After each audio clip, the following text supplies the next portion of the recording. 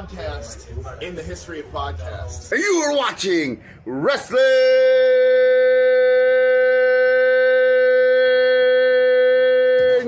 with Savage! But of course, Pedigree, 1, 2, 3, brought to you live by the champ. A last ride straight to hell, a tombstone, a choke slam. Here to give it to you raw. This is Wrestling with Savage. SmackDown, hold the title. This is Wrestling with Savage. What?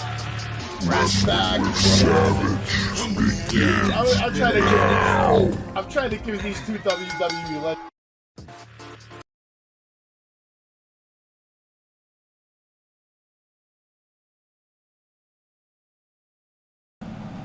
Hey, what's going on, everybody? Welcome back to Wrestling with Savage. We're here to cover NXT yet again, another Tuesday night, another NXT in the books.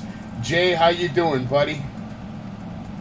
Listen, every Tuesday you ask me the same shit. I'm always doing excellent because it's NXT 2.0. I still gotta ask you. You know, I'm gonna ask.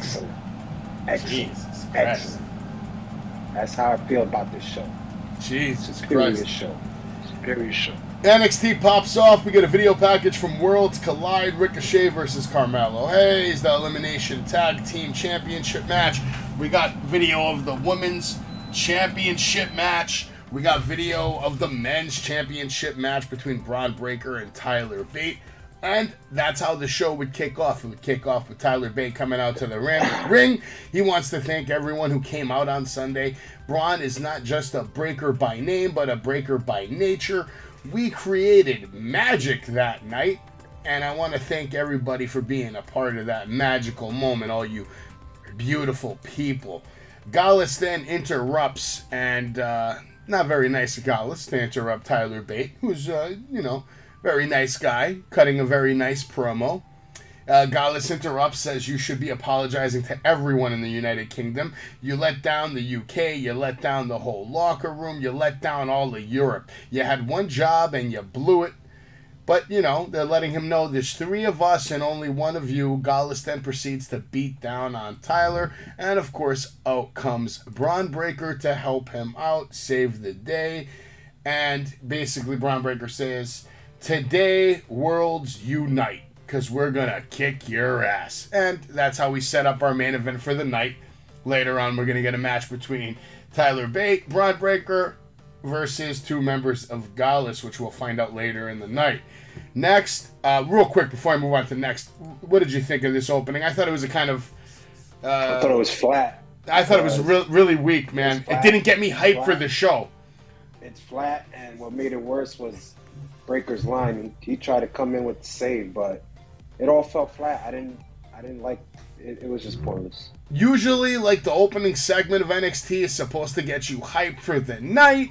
Usually, sometimes they go straight into wrestling. I felt like this would have been a good opportunity to go straight into, like, a match. Yeah. Like, either Ricochet or Axiom versus Nathan Frazier. I thought that would have been a much better opener to the night than this promo. Like you said, it did fall flat.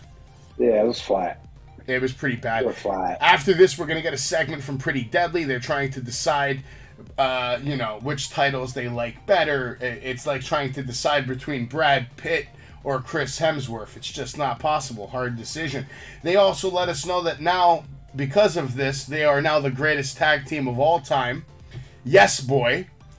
Lash Legend comes in, says you guys were incredible on Sunday, but people out there, they're saying that the only reason you won is because of Damon Kemp. So my question to you is, A, what did you think of this entire segment? What did you think of Lash Legend? And are you happy that Pretty Deadly came out victorious at Worlds Collide? Do you think it was the right move? You know what? I think it was the right move. And I'm gonna tell you why. Because you know what? They're showing character. They're showing charisma. I think we've seen that throughout the rest of the show tonight because they popped up a lot. They're just showing us more into their character. You know what? I'm starting to get just a bit intrigued, but I'm not there yet. But this was flat again. Lash Legend was pointless coming in this. I don't know if she's a manager now, if that's her new role, but it was pointless. another pointless thing, you know, another pointless segment, I believe. Well, I don't know why they're getting Lash involved with Pretty Deadly. She's been getting involved with them for like, it's been like almost a month now, and it hasn't made sense. It hasn't made sense since day one. It just doesn't, I don't understand it. It didn't make sense in the 6-man tag, and it don't make sense them managing on Worlds Collide. And now, today, with the segment, I don't know where this is going, but I thought it was kind of pointless, but it's also showing them character. So I'm not going to rate it, but it is showing Pretty Deadly little characters, something that I need to see because, like you and we don't really know these guys. So I don't know what they're really capable on the mic or character-wise. I really do not know. Well, I'll say this, man. They're kind of like Tony D as far as, like, they've grown on me. No, just hear me out. Growing on you. Okay. Hear me out.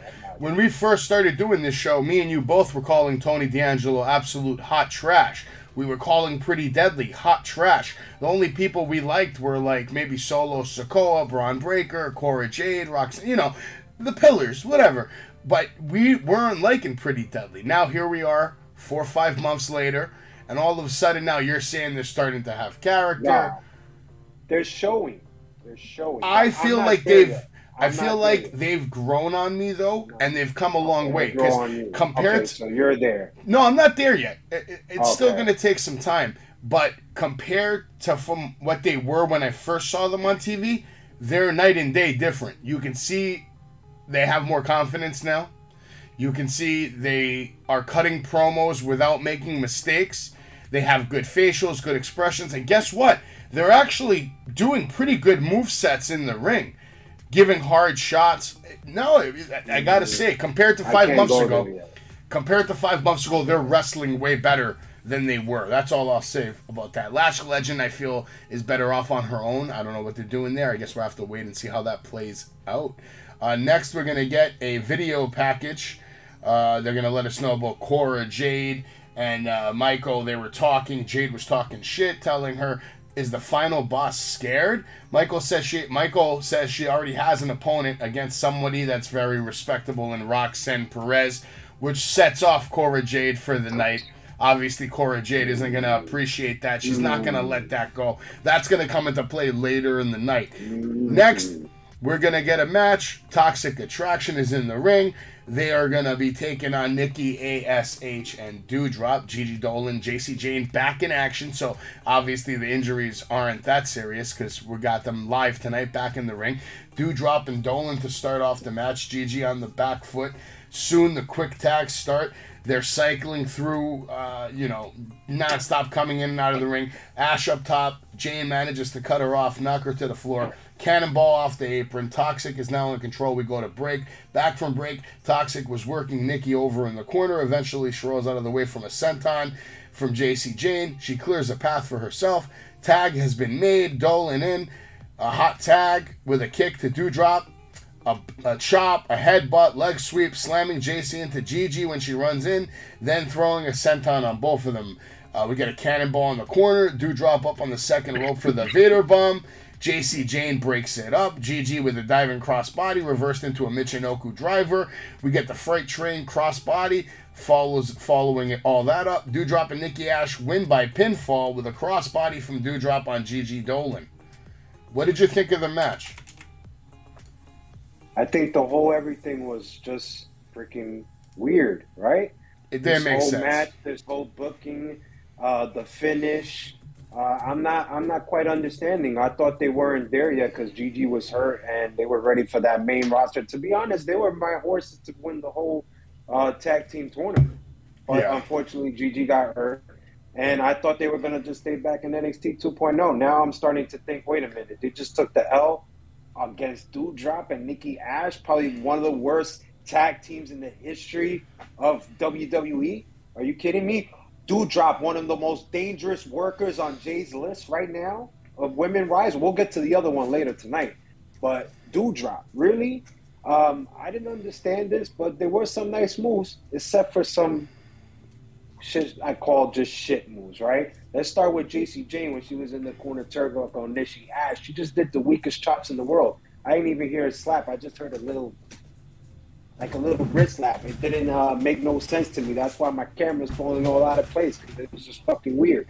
That, Jane had the nice swanton on Nikki. I like that. But you know who shined a little bit, which is kind of freaking pathetic? Dewdrop, right? Dewdrop basically had the whole momentum going. She did the swanton on both Toxic Attraction. I hated that horrible cannonball. It was the slowest cannonball I've seen in the history of wrestling. I mean, a turtle could go faster than that. She had that Vader bomb that you just said. I mean, I'm just literally surprised that Dewdrop and Nikki Ash got the win on probably one of the most popular tag teams in NXT 2.0 right now, in Toxic Attraction. They're the hottest thing going, and they took the L. So I'm starting to think, are they ready for the roster? But I don't know. I didn't like how they were moving tonight. I thought they'd do a way better job. The facials were there, the aggression, I like it, but I just thought something was out of place. So I'm going to just go 2 on this. And I'm just being fair. I should go 1.5 because of that weak-ass chops by JCJ and that horrible cannonball by Dewdrop. I only gave this like a 1, to be honest, because I just wasn't impressed. It was very boring for me. It didn't get me excited. The moves were weak. And then the storyline doesn't even make sense because you have Nikki Ash and Dewdrop, who are basically losers from Raw and SmackDown. They never win, right? And then they're going to just come to NXT and defeat your best women's tag team clean in the middle of the ring. It doesn't make sense. It's stupid booking. I don't know where you're going with this. The point of sending these girls backwards, what, we're going to have Nikki and Dewdrop now be the NXT Women's Tag Team Champions? Is that where we're going? Is that how fucking desperate we are? Is that how bad Carter and Chance are? They can't even oh, man. Those girls can't put nobody on. Almost as bad as this next fucking vignette that we're going to get about Apollo Crews. He just has a journal about how the true measure of a man is, how he handles defeat. And we see that one of his eyes is all gross and bloodshot. What the hell was this? This was the worst vignette of his career. I don't know if it's this or the one with the diner. No, this. It has to be. No, this. It was this. The diner one, at least we laughed. You know, we were entertained a little bit. This was horrible. This was the worst. I don't know what happened here. I really don't. WWE has a lot of film on Apollo Crews. Probably thousands of hours of footage from matches and promos, right? This has to be at the bottom of his list, bro. At the absolute bottom of his work. I love the part he looked and he's bleeding on the eye. Now I don't remember because somebody was calling me during this. Did I see Grayson Waller during this as well? Did he have like a little video? The one that, he set off the vignette, right? Yeah, he set off the vignette. But it was quick. It wasn't. He was the one that rigged the eye, so his eye got scratched up and stuff. So that's why I laughed when he turned it. Do you think that's Apollo's real injury, or was that dye? Nah, I don't think that's the real. That was just I'm dye. Sorry, my camera is bugging out today. It's okay. It's all good. I think it's just dye. I don't think it's real, man. Yeah, I don't think it's real either. I don't think it's just stupid where they're going with it. It looked real stupid, and it doesn't make Apollo look any better. It makes him look real stupid. I don't like it. Now we're gonna get a match between JD McDonough and Wesley. McDonough with a sud headlock, takeover, grinding Lee down. He escapes and handsprings into safety of the ropes. JD with a mat slam, choking Wes on the ropes. Off the ropes, roll under, drop kick, sends McDonough crashing to the floor. We go to break. Back from break, JD was in control. Has a handful of Lee's hair. Wes powers up and throws hands. A knee lift back.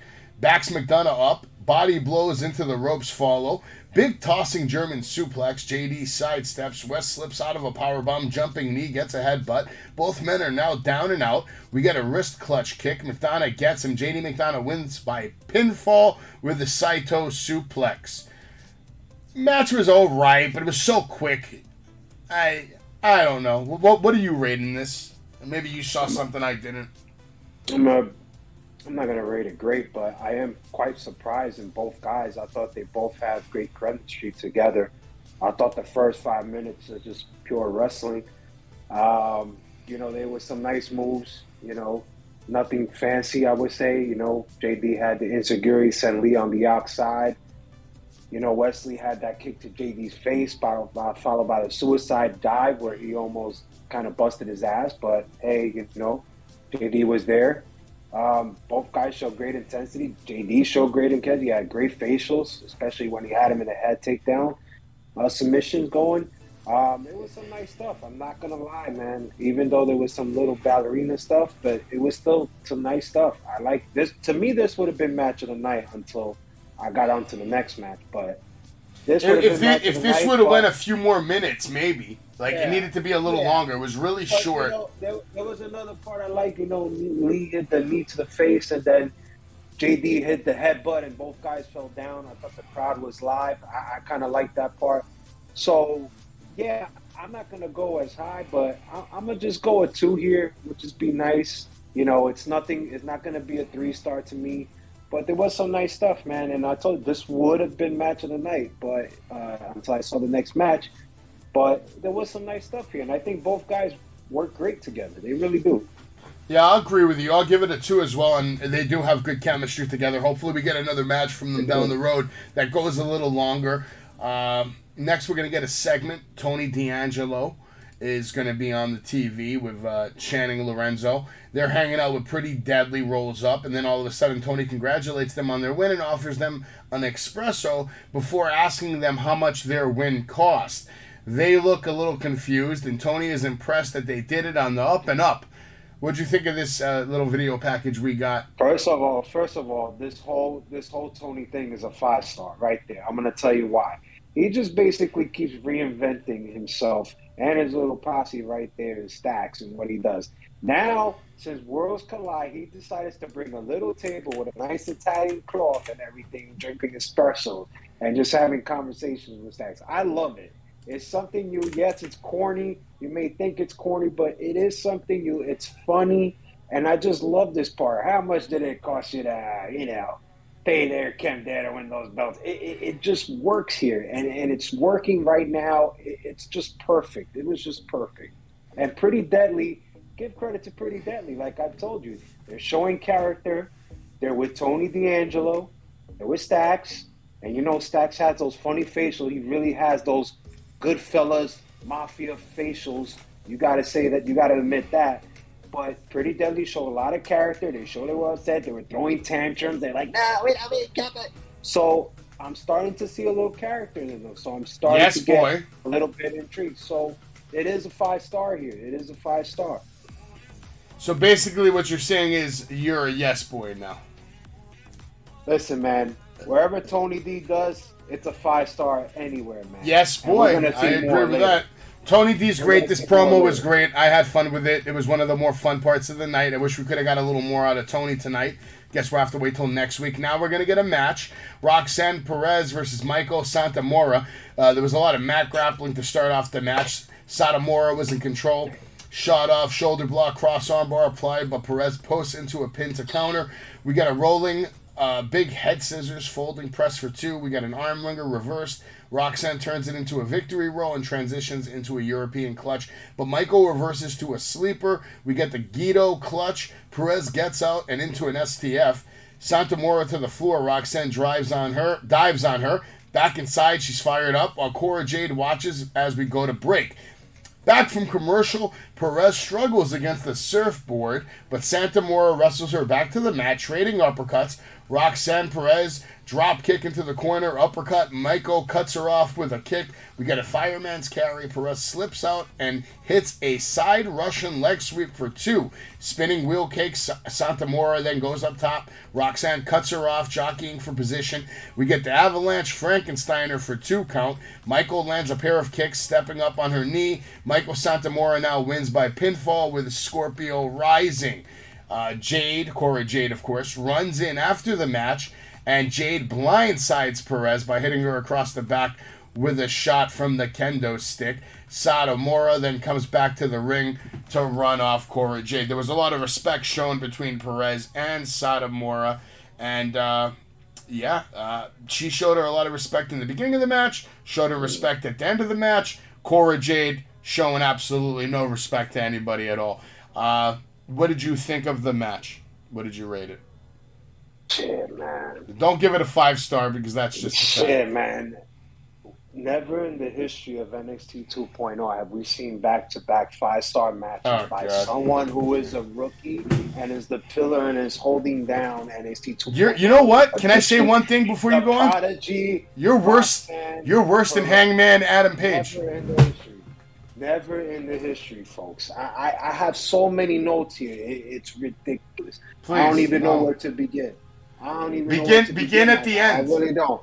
Let's talk about the nice tie-up that the ladies had. They both had great chemistry. The intensity that Roxanne was showing because she lost her best friend. She had to block her because he betrayed her. One of the greatest rivalries that we're ever going to see coming in the future WrestleManias in Cora Jade and Roxanne Perez. But let's get into the match. There was a nice tie-up by both ladies. Perez showing great agility. She has great work. She's great doing great selling because she took monster hits. Sakamura is definitely on my list of one of the most dangerous workers just because of the move she did. A cartwheel move that hit Perez in the back of the head, and Perez was like this. She was telling the referee she was hurt. Very dangerous move. Okay, but we'll pass it. But Sakamura has some nice moves. She had the nice arm bar. Let's give it to Perez. Perez has some nice arm drags right there. She did that nice bridge combination pin, which I love. I mean, let's go. Perez countered Sakamura into a crossbody. Can we keep going? Can we keep going? There was some nice stuff here. I love the part where people were saying this is wrestling chat, because that's what we saw. We saw a wrestling match. Perez had the double arm followed by the drop kick. Sakamura had the super kick to the Perez. Perez had the Russian leg sweep pin for the 2 count. Then Perez had the unique leg submission, something that we never seen, something that was innovative. This is someone that's a rookie, first inaugural ROH champion. I mean, I could keep going and going and going. She had the forearm shots, both ladies trading forearm shots at the end. It was going crazy until I didn't like the finish, but I get it, you know. One of the most respected women in Sakamura, so you're going to give her the win, especially when she dropped the belt to Mandy Rose, one of the greatest champions right now.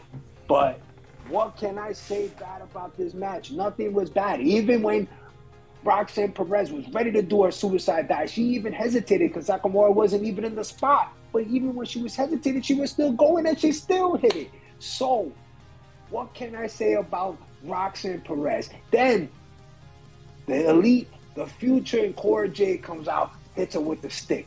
This is what I've been telling you, Savage, since day one. These two women have one of the greatest chemistries that we have seen in the history of the WWF/WWE. I'm talking about Macho. I'm talking about Ric Flair. I'm talking about Macho and Warrior. I'm talking about Hogan and Giant. I don't know. I keep talking about Stone Cold and Rock. These girls have great chemistry, and I cannot wait till they link them once again in the ring. It needs to be on the biggest stage. We're getting there. I hope it's a WrestleMania weekend. But this right here to right, I know you're going to hate it because you hate Roxanne Perez, even though she had those unique roll-up submissions. Don't forget that top rope hurricanrana that had everybody up on their feet. Had everybody up in their feet, but nobody wants to talk about that, right? But I'll talk about it. I'll defend it. This is a 5-star. Are you done? 5-star? I'm done. It's a 3-star tops, man. Oh, man. It's a 3-star tops. It wasn't entertaining. You know why? Not enough star power in the ring. Because I'm not a fan of Marty Jannetty-like characters. And that's all Roxanne Perez is. She is the female Marty Jannetty. Cora Jade is the Shawn Michaels. That's just the way it is, unfortunately. Nah. Yeah. Nah. Marty Jannetty never main evented WrestleMania. Did Marty Jannetty ever main event WrestleMania? A 5-star match. Is there a Mania that I missed? These are two women right now. This is Roxanne. Just out of curiosity. Listen, I'm asking you a question, though. Did Marty Jannetty ever main event WrestleMania? You know the answer to that. I am not going to feed into your little games. Well, I'm not going to feed into your little games. It's not. I'm giving the review. I'm telling people this was a 5-star match. Sakamura, one of the most respected women in the last 30 years. Over 400 days. The fuck up. UK Women's Champion. What the hell are you talking about? And a rookie, the first inaugural ROH champion in Roxanne Perez. Both collided. The best part of this match is when Roxanne Perez lost. I really liked it. I fucking liked it, but Cora Jade did look good tonight. And Mako at least has a respectable match. They shake hands. it's nice to see that kind of stuff on TV once in a while. Now we get a video of Braun Breaker with Tyler Bate. Braun and Tyler are in the back. They're both, I guess, getting pumped up for their tag team match later tonight. They both seem to be on the same page. Whoa, who cares? Next, we're going to get a video of Damon Kemp. Damon Kemp talking a lot of shit. We get a video package, recaps the implosion within the Diamond Mine. Damon Kemp turned on the Creed brothers at Worlds Collide. Damon Kemp, I thought, shined tonight in this video package. I actually liked what he had to say. He said, like CM Punk in the little media conference on Sunday, Damon Kemp told no lies tonight. Damon Kemp told no lies. He even had shouts out and said he beat up Brutus in college. He said, I beat him up. I beat him up all the time. That's just the way it is. Let's face it, it could have been a better story to this, but I like the video package. I thought it was good. And, you know, Damon Kemp got skills, so yeah. Let's just see where this goes. I actually like this video from Damon Kemp tonight. I like that he was by himself and that he got the opportunity to talk without Roderick Strong stealing the spotlight or without the Creed brothers stealing the spotlight. This was all about Damon Kemp tonight and what he did to the Creed brothers. And I liked it. It made him look good. It made him look strong. And now we're going to get his own storyline. He doesn't need anybody. And it's funny how now it comes full circle and now all of a sudden the Diamond Mine, the Creed brothers, now they feel bad for what Damon Kemp did to Roderick Strong. Come on. Last week it was the last nail in the coffin. And now this week, Oh, Roderick, we love you, Roderick. Why did Damon do that to you? So, obviously, they're still in puppy love. They love their little master. Roderick Strong has a good grip on the Creed brothers. And we're going to see how this story is going to play out. Next, we're going to get another video package between the Dyad cutting a promo, putting over the Schism. They offer a happy face pin to Kiana James and her secretary. By the way, her secretary is a dime piece. Holy shit. She takes the pin, and then she throws the pin in the trash. She then turns this into a skit where James and Ariana Grace agree to team up. What did you think of this whole thing? Are the Schism growing on you at all? No, they're garbage. They're garbage. But let me tell you something. Kiana James is a star. Kiana James has a jetpack on her. And she is a sleeper out of the whole women's division. She's getting more airtime and ring time than any other roster women that we've seen. So I will keep an eye on her closely, and I like this team up. You're not wrong about that. That's Santino Morella's daughter, so I like this team up. No, I like Ariana Grace big time. She's a good worker, too. But you're not wrong about the Kiana James part, man. I mean, we got no Nikita Lyons tonight. We got no Zoe Starks tonight.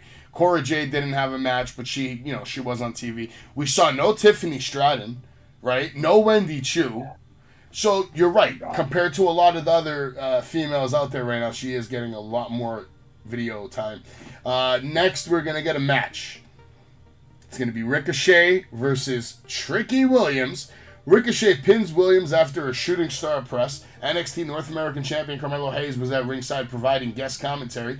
Williams is knocked out of the ring as the match starts off. Right near Hayes at the announce desk, Hayes offers an impromptu prep talk. The rest of the match mostly takes place in the ring. Ricochet is great enough that it helps to elevate Williams and what is arguably Williams' best singles match so far in his NXT run. Williams mimics Ricochet just before Ricochet begins a comeback. We get a rally by Ricochet as he runs through a series of high spots. Recoil, better known as the Code Breaker by Ricochet. Then he stares at Hayes while climbing the turnbuckles. Ricochet motions towards Hayes just before Ricochet nails a shooting star press. Ricochet covers Tricky Williams for a 3 count, and Ricochet smirks at Carmelo Hayes. Cameron Grimes once again. We'll get into that after. What did you think of the match? I thought the match kind of... For Tricky, usually I'm very bored at any Trick Williams match. At least I watched it, and it wasn't completely terrible. You only watched it because of Ricochet, but Tricky Williams is tricky garbage because he did a tricky, horrible neck breaker, and that looked tricky shitty.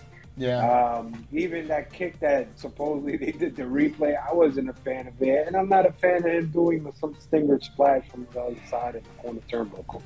So there's nothing. This was no rating for me. I didn't enjoy the match. Okay. No, I give it like a 1.5 at best. Man, That's I all. don't even That's all know why Ricochet. I don't even know why we say Melo's commentary. He doesn't even say nothing. Yeah, no, you're right. That's all I said. I just said he You joined don't say commentary. He didn't even say anything of any relevance at all. Not taking advantage of the opportunities that they keep giving him for some fucking reason, and he's not grabbing it and running with it. Whatever. Maybe he gets nervous, or maybe he just thinks it's better off that he doesn't say anything, which is probably true. If he probably might say some stupid shit and get himself into trouble, so that's why he's probably keeping his mouth shut. Now we're gonna get a segment with Tony D, Cameron Grimes. Cameron Grimes once again turns down an offer to join Tony D'Angelo's family. They begin exchanging words, leading to D'Angelo and Stacks putting Grimes through a table. So now we're gonna get Tony and Grimes, which should be a good little feud. I like this. Sets up. I think it's going to be a good feud. I think they'll have good matches. First of all, this is another 5-star. Once again, spilling espresso, Grimes on Stacks, the attack, Tony D with the rock bottom to the table. He may be comical, but he also is a hard figure. He's one of the top heels. I'm telling everybody. He can fight. He can fight. He can fight. He's dirty. He knows how to win, and he will beat Grimes, and that will bring him one step closer to Braun Breaker. I'm telling you, he's one step closer. Yeah, and now we're going to get a segment with a Diamond Mine, Pretty Deadly. The Creed brothers are being interviewed by Mackenzie Mitchell, and they are furious about Damon Kemp. NXT Tag Team Champions Pretty Deadly interrupt to challenge the Creed brothers to a match where the fans will get to pick the stipulation. The Creeds accept the challenge, so it looks like a tag title match is set up for next week with some sort of stipulation that we, me and you, and the rest of the NXT universe will get to vote on. So that should be interesting. Another good segment. I thought this was a nice touch because we already saw a couple other like little hints of this coming. And now we're getting confirmation that it's going to happen. They're going to get their tag team championship match next week. Should be good. Should be a good match. And this will be a test for Pretty Deadly. Because this is going to be their first title defense as unified champions. Right? So now you're representing NXT UK, NXT all in one shot.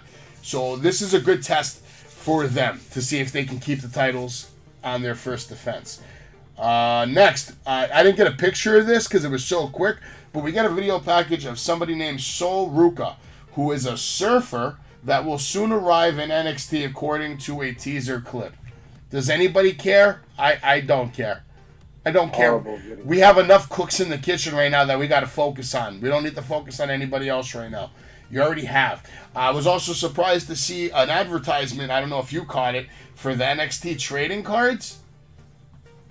I didn't catch that. I didn't even know they made NXT trading cards. So, interesting.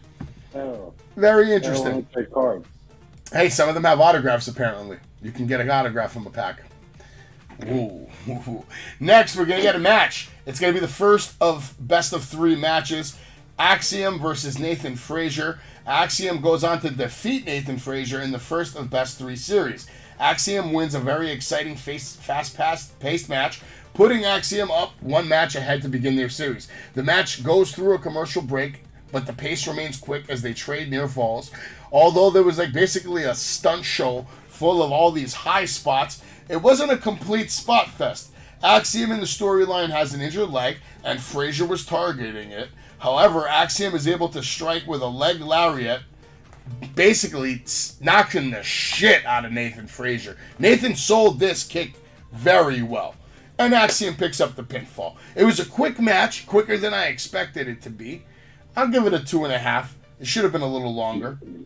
I'll give it a 2.5, though. What would you see?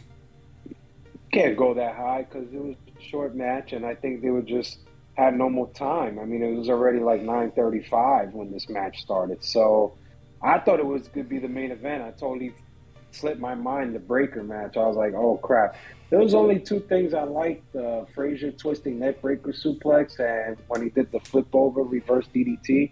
I thought those were just 2 great spots, but I'm only going to go at a... that I don't like Axiom's word. We'll go at a 2. 2 is fair. I really appreciate the intensity from Nathan Frazier when he does those suicide dives through the ropes. Like how fast. But still, he's able to just shoot off like a cannon, man. He's got a lot of speed, that boy. Next, we're going to get the worst segment of the night from Big Body Hobby. Big Body Hobby is with Hank, the security guard, who was featured on the show last week. He has a confrontation with Javier Bernard in a backstage skit. Hank was with the rest of the security detail assigned to watch over Gallus. And then Hank is just talking shit, calling him a scumbag. Hank gets in his face. Big Javi's just watching. Javi was letting us know that he's a big star, blah, blah, blah. Do you care about Big Javi? No, I don't care about both. Was this a 0? Pointless, right? 0. I don't care about these guys. And we're also, we find out during this. We know the security guys are wrestlers. It's just stupid that they have him as a security guy. Like, come on, man. Like, we find out something that makes me not even want to watch NXT next week. The super diva Quincy Elliott making his debut next week on NXT, man. I don't like it. I don't like it one bit. Yeah, now, gonna be one, buddy. Now we get an interview. Carmelo Hayes with Trick Daddy. Mackenzie Mitchell is interviewing Carmelo Hayes and Trick Williams. Mitchell reveals that Hayes' North American title is on the line against a challenger that will be chosen by the fans. And this is all part of a celebration commemorating the 1-year anniversary of the NXT 2.0 reboot. You can vote for matches and who is the biggest superstar of the year. So make sure you get on there and vote. Who's your NXT superstar of the year? Who are you voting for? Braun Breaker. It's a good vote. Good vote. I agree with you. We get the 1-year NXT anniversary show next week. We're also going to get some matches in that show. There's going to be the NXT Tag Team Champions, Pretty Deadly, defending their titles against the Creed Brothers in a match where the fans get to vote the stipulation. You're going to get Cameron Grimes and the Mystery Partner in a tag team match against Tony D and Stax. You're going to get the NXT North American Championship between Carmelo Hayes and a mystery opponent, which we're going to find Ricochet. out. And next week, you're also going to see Zoe Starks versus Nikita Lyons versus Kiana James and Ariana Grace. And I'm very interested to see that match. Very interested in seeing that match. Should be good. I agree. There's a lot of jetpacks in that ring right now. I guess they're putting a pause on Nikita and Zoe on SmackDown. That just got scraped, right? Well, after she got hurt, yeah, she kind of fell back. That sucks. Take one step. Second time. It's like one step forward, 2 steps back, right? Now we're going to get the main event of the night. NXT champion Braun Breaker and Tyler Bate versus Gallus. Mark and Joe Kofi with Wolfgang. NXT champion Braun Breaker, right? Big boy. Bates scores a pinfall to win the match. Somewhat of an anticlimactic main event after all of the other great wrestling on the show. But the match itself was decent. The match goes through a commercial break, but before the break, we see Bate and Breaker pay tribute to the Steiner brothers. They pose after cleaning house. The heels turn the tide after the break. They underhandedly gain an advantage on Tyler Bate. Gallus goes to isolate Bate as they cut the ring in half. Bate eventually creates some separation, leading to a hot tag. Breaker mows down Gallus as he tosses them around with suplexes. Breaker pulls down the straps on the singlet, signaling for the finish. Breaker tags Bate and they execute a doomsday device in a tribute of the Steiners. Bates leaps off the top with a flying bulldog, but it was only a near fall. Breaker with a further assist as he lands a shoulder tackle. Bate then executes a Tyler Driver 97, and Bates scores the deciding pinfall.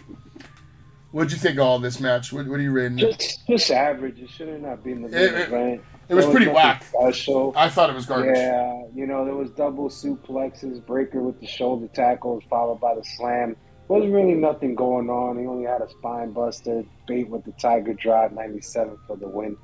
Wasn't really nothing special. The best move of the night, to me, came at the complete end. That rising backbreaker from J.D. McDonough, who comes out and gets a nice backbreaker on Tyler Bate while Braun Breaker was out of the ring to set up more of a feud. I thought that was the best part of the match, was the end. JD hit that backdrop beautifully. Tyler Bate took it really well. But the match itself was very lackluster. I wasn't impressed. And it was so predictable because you know Braun Breaker and Tyler Bate are going to win this match. There's no question about it. So when you have predictability, it equals boring to me. That's why I love AEW so much, because half the times now, you don't know what the fuck's going to happen. I mean, look on Sunday. That match with fucking Ricky Starks and Powerhouse Hobbs, did you see that ending the way it did? That was shocking. I'm still shocked. Dude, it's 3 days later, and I'm still shocked that Hobbs beat Starks like that. I'm hyped about tomorrow, man. Tomorrow night, AEW, first time we're going to get to hear from Maxwell Jacob Friedman in God knows how long. Are you not fucking hyped, man? Hopefully it opens up the show. Well, either him or Punk have to Punk. open the show. I think Okay, Punk. so couple of things I wanna talk about real quick. I listened to the Jim Cornette show and his take on CM Punk and Hangman. Now, I've known a lot of these things, but when you hear Jim Cornette putting things into perspective in a calm, civilized, professional manner, it really gives you a good perspective on the whole situation. Makes sense. And it shows how much of a little bitch Hangman Adam Page is. It shows how much of a little bitch the Young Bucks are. And it even shows how much of a spoiled brat Kenny Omega is. Basically, I've been hearing him talk about these guys for about 3 years now. All right? It's nothing new. But seeing the thing on Sunday and seeing Punk basically calling out everybody on their bullshit on live press conference while casually eating donuts or cupcakes, whatever it was, really makes a lot of sense now. When you really sit back for a couple of days and you let it all soak in, you can really see how much of a pain. And it makes sense. That's why Cody left and didn't say anything. Cody left so he wouldn't have to deal with what Punk is dealing with right now. A locker room that is being run by basically narcissistic, selfish, cliquey kind of guys who only care about their little inner circle and they don't want to let anybody else in. And everybody's scared to say anything because they're all EVPs. It's pretty fucked. It's a pretty fucked situation. I don't know where we're going with this. Punk laid it all out there. Now everybody fucking knows that these three guys are all douchebags, making life very hard for a lot of people in the locker room. And they look like hypocrites because they're mad at Punk for supposedly getting, Colt Cabana fired. Meanwhile, how many people have the Young Bucks and Kenny Omega prevented from going over in a match or getting a push or getting an action figure or whatever the case may be? It makes them look like the biggest of douchebags, more than ever. So I apologize. I just didn't think it was necessary for Punk to do that there. But now, in retrospect, he did exactly what he needed to do. He did exactly what he needed to do. He put it out there because now there's no hiding, right? They can't just say it never happened. Oh, it fucking happened. And the best part of that whole thing, real quick, and then I want to hear your take on everything again. Listening to CM Punk talk about Colt Cabana, how he's basically sharing a bank account with his mama, while Tony Khan's sitting right next to him, sharing a bank account with his papa. I thought that was beautiful. Tony's expressions and facials during this whole thing, he looked like he was a little uncomfortable, to be honest with you. What'd you think? Did you watch it again, or have you not seen it again since then? Well, I just woke up this morning and, I followed the Cornette experience, so it just popped up on my YouTube as I was trying to rewatch the show from last night. And it was 42 minutes long, so I was like, yo, fuck it, I'm going to listen to it while I go to work. Yeah, it wasn't that long. It was perfect. And the way that he broke down everything, especially talking about how the business is and shit like that, and what you do and do not do. The thing I was appreciating is that he was really nailing it down. Like, he's been talking about it for years that these guys are just, silly kids, trying to make these big decisions and it comes out silly. It's a shit show. And, there was a lot of things that Cornette thing I'm trying to remember. I had something on the tip of my tongue and I can't remember it. It was a very good podcast. He said something. Yeah, he was basically saying that shit. Punk is calling him out on everything, and it all started with that reporter. I did not even hear that. If you notice, a reporter was like, "Oh yeah, and he just said Scott Colton. I don't even know why that reporter said that, and that kind of triggered everything for Punk.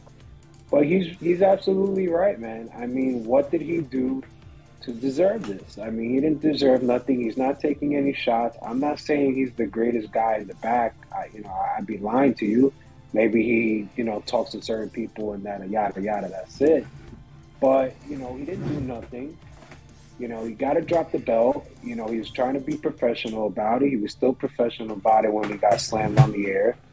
Then it turned ugly. But the most important thing now that I remember that Cornette said was that who the fuck was Colt Cabana before CM Punk even joined into AEW? Who the fuck was he? What push was he getting? Was he skyrocketing to the top? And that's exactly what Cornette was saying. There was nothing. They were doing nothing. He was being underutilized even before CM Punk got there. Let's face it. Yeah, like they said, he wasn't being pushed to the fucking moon or anything. Exactly. So what was the point of just everybody dumping in like you cost this guy his job? Like, it's like Cornette said, you're going to back up your friends, you're going to hold that whole little clique and everything. You get it. But at the end of the day, he's calling out on the bullshit. These guys, they cannot be EVPs. They can't. They don't know what they're doing. They're going to take sides.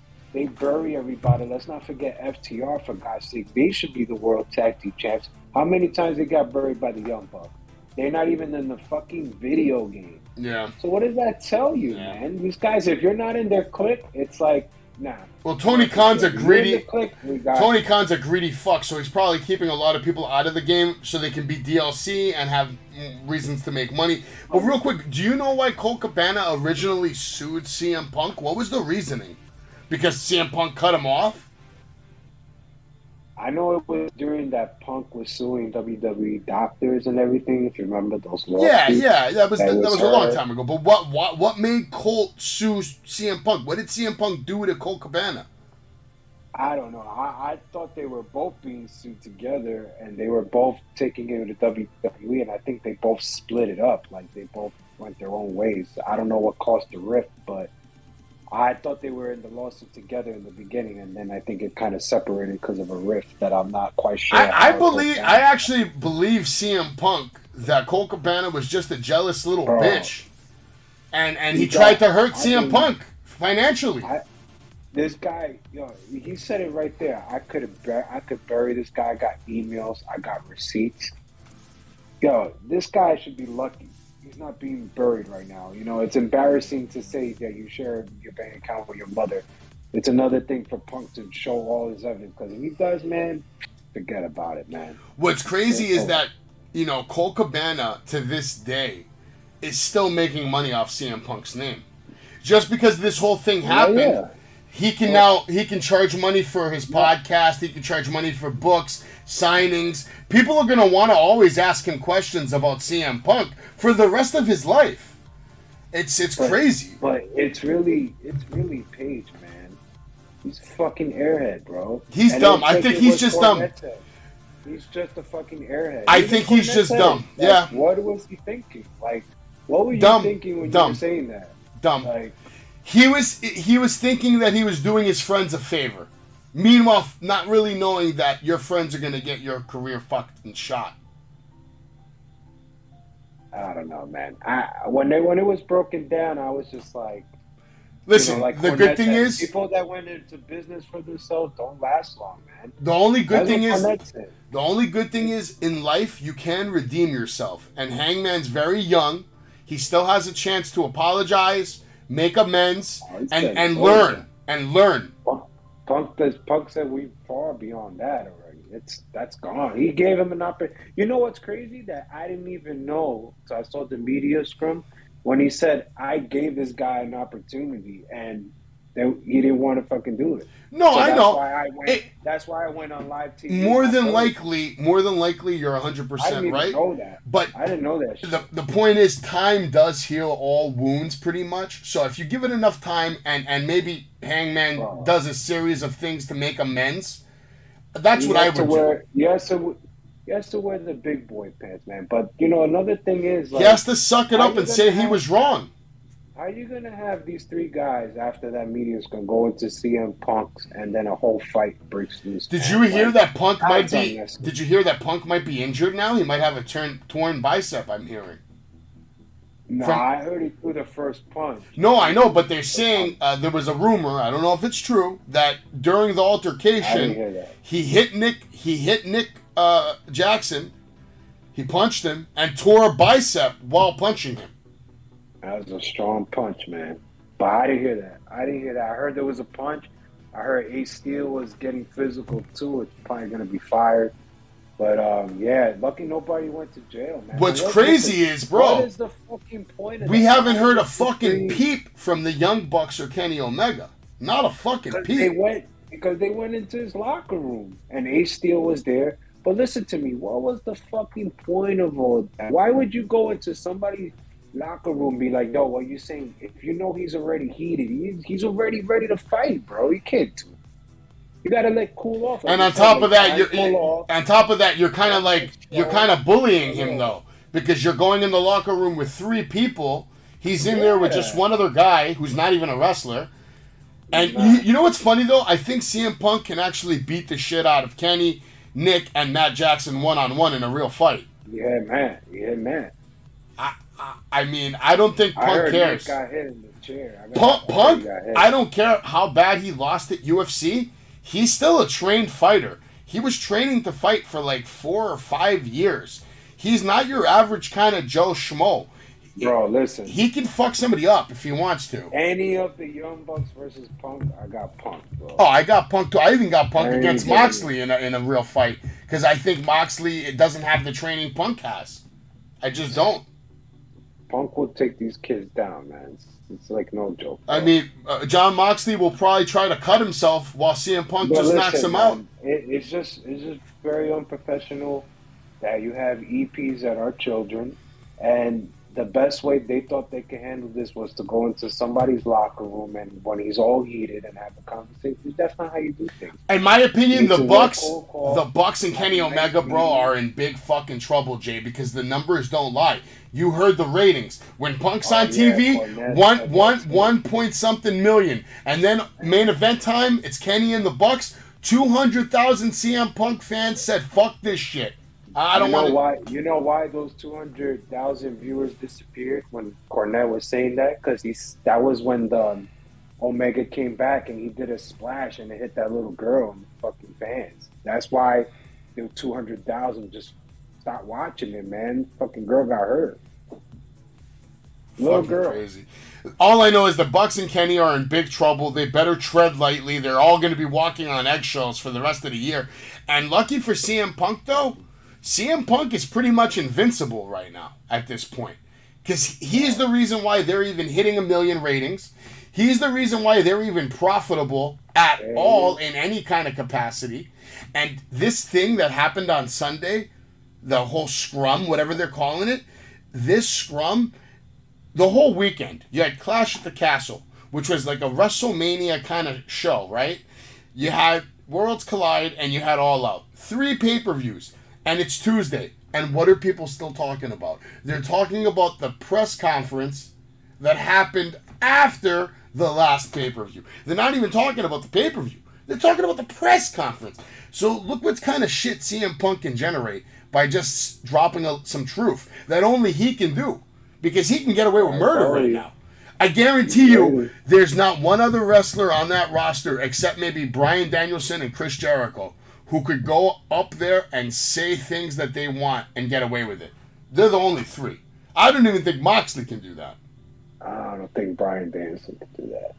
But I'm going to go with Punk. I think he could. This is where the money is. This is why I told you all the time the bell needs to go to him. And now I think he's going to hit 2 million with MJF on this rivalry. So I think you might be right. You might be right because this is going to be a big... Tomorrow's going to be the biggest Dynamite of the year. If they fight on Grand Slam, which will go live, it's a rumor. All mayhem is going on. Could you imagine that we get to go to Grand Slam and we watch MJF win his first world title? I will go nuts. Dude, how epic would that be? I will go nuts. Beers all in the air and everything. Damn, we're gonna have to find those the same seats we had last time. They're always there, baby. It's a bench. It's built into the ground. We're gonna find that exact same fucking bench, man. Those seats, you can't even lie. Those seats were fire. They were fire. You get numb after a while, but it's a sacrifice, man. At least it's not 3 hours like Raw. Well, actually, it is if you count all the bullshit. Good God. I guess we're gonna have to wait till tomorrow night, man. But it was been a good show. We're keeping it under an hour. We bring you everything on NXT. We'll be back tomorrow night. I'm pretty sure Gilch is gonna be here tomorrow, so it should be at least. Sure. And maybe Macho Man. Maybe we'll see if we can get Macho Man in here. I'm gonna talk to Big Vito as well and see if we can set him up. Big Vito. Big Vito. We want you. Anyway, make sure you guys are following us on YouTube, Twitch, Facebook, TikTok, Instagram, Spotify, WrestlingWithSavage.com. And yes, keep an eye out for new merch that's going to be coming up. All of our official jerseys. You'll be able to get Jay's jersey, Savage's jersey, Gilch's jersey, Dave's jersey. Dave will eventually be making his return to the show. You saw him on Saturday. I don't know if you caught him on Saturday. He made it for Clash at the Castle, the live play-by-play, which was a good show. But other than that, guys, everybody have a good night. God bless, and we'll see you guys tomorrow. Shout out to Crittext for the intro, as always. Everybody have a good night, man. Take care. Podcast. You are watching Wrestling